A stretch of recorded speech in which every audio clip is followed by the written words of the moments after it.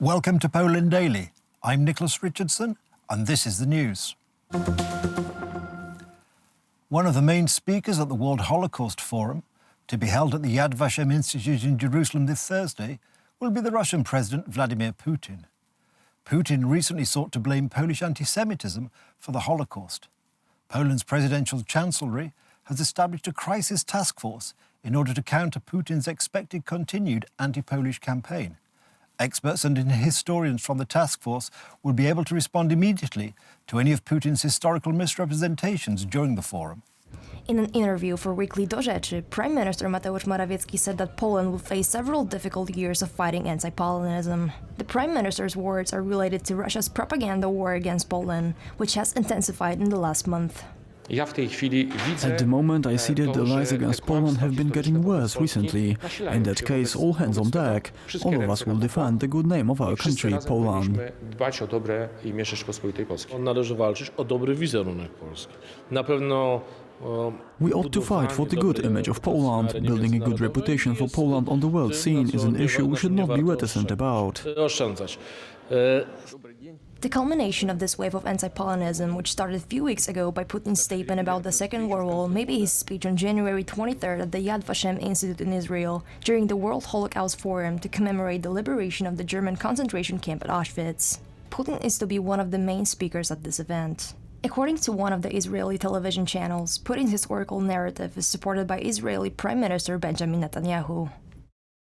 This is why this is an enormous challenge for our Polish state. We need to make sure that the debate about Poland will be honest, based on facts and not biased towards a specific view. At this moment we are witnessing the execution of the Gerasimov doctrine.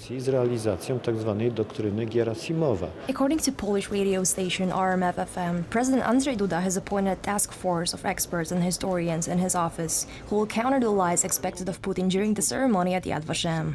In turn, on the initiative of the Chancellery of the Prime Minister, a series of interviews for the American and Israeli press and texts on the history of Poland will be released soon.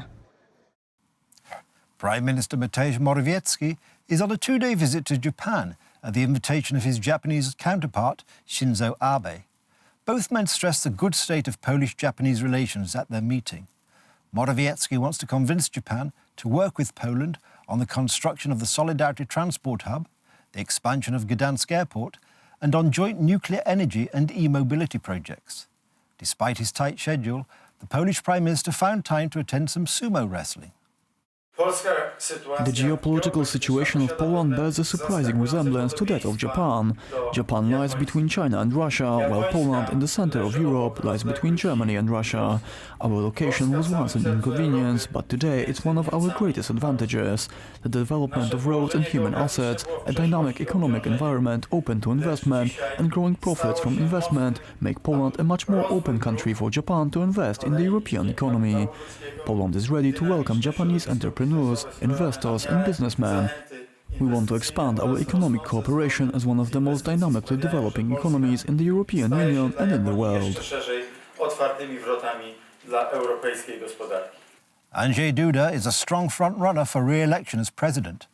According to an opinion poll by Social Changes for the Police.pl website, if Duda were to face a Civic Coalition candidate in the second round, he would win convincingly. According to a survey made by Social Changes, if Andrzej Duda were to face the Civic Coalition candidate in the second round of the Polish presidential elections, the current president would get 54% of the votes and his rival would win 46%. The survey forecasts the same result in the situation where Andrzej Duda were to face with Szymon Hołownia. Andrzej Duda would get even higher results were Robert Biedroń to be his rival in the second round of the elections. The current president would win 59% of the votes and Biedroń only 41%. Matteo Salvini, leader of the League and former Interior Minister, will have to stand trial for the alleged kidnapping of migrants on an Italian Coast Guard ship. So decided a special Italian Senate committee. The decision to lift Salvini's immunity comes a week ahead of crucial regional elections in Emilia-Romagna. Last July, Salvini, who had staked much of his political credibility on a pledge to curtail mass immigration from Africa, ordered the holding of 131 rescued migrants on board the Gregoretti Coast Guard vessel until other European states had agreed to take them in. Salvini said at a recent rally in Maranello that he hopes there will be a trial.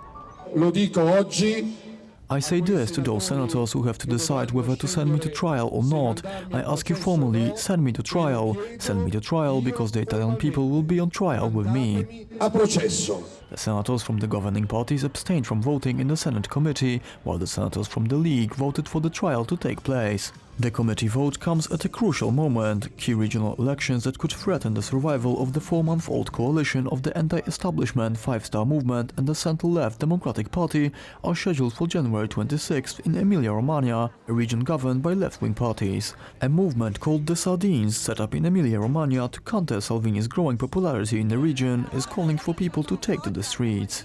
I believe that in this moment communication is hostage to a nationalist strategy that plays very dirty and to which it is difficult to respond, but with innovation, with creativity and with very simple forms we have shown, at least in these 2 months, that we can make an audience, that we can create consensus and that we can attract people and bring them to the squares.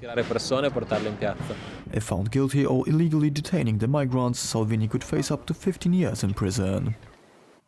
That's the news. Thank you for watching. Stay with us for the weather, business and more programmes. But from me, it's have a good night and a better tomorrow.